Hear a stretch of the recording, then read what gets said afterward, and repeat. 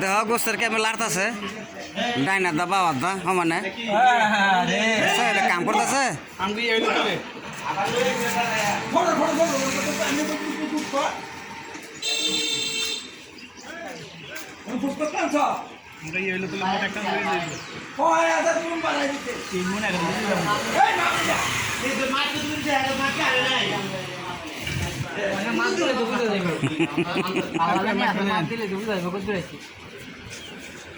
দুই কেজির উঠে